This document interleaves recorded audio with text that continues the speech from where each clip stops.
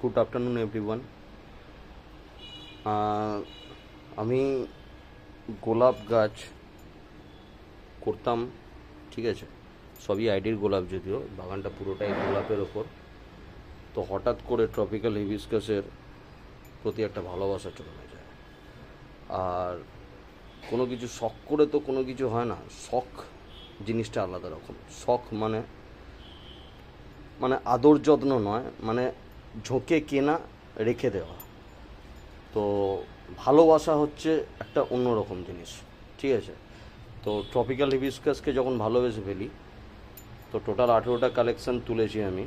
তার মধ্যে best best collection আমার night runner, Chris luck, rare ভ্যারাইটির মধ্যে পিটার্স ইউনিকিউ, সুইসেলিয়ান ব্ল্যাক মোচি, চিজ রোজেস অফ পামস, অনেক কটাই ভ্যারাইটি আছে, এখনও ফুল ফোটেনি। তো এখন কিনে আসার ব্যাপারটা হচ্ছে শীতকালে গাছগুলোকে রেডি করা বা ফোটানো, বা সুইসিলিয়ান পমগ্যানেট স্ট্রিট, আরও অনেক কিছুই আছে, ঠিক আছে। ওয়াইন্ট রোজা, নাইট চেসেস ক্লাউডস, সবই রেয়ার ভ্যারাইটি। বা যদিও আমার গাছের অভিজ্ঞতা আছে, আমি গোলাপ করেছি, তো আশা করি জবাটাও করতে পারবো। তো আপাতত শীতকালের জন্য এগুলো স্টক, দেখা যাক কতটা ফুল ফোটাতে পারি।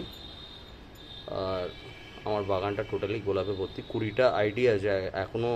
এবছর আমার 3টে কালেকশন বাকি আছে। মেন্টা ব্যারিস্তা, সাহারা সেন্সেশন, 3টে আছে বাকি। তাহলে মোটামুটি 23টা আইডির আমার গোলাপ হয়ে যাবে। ওকে, থ্যাংক ইউ, ভালো থাকবেন।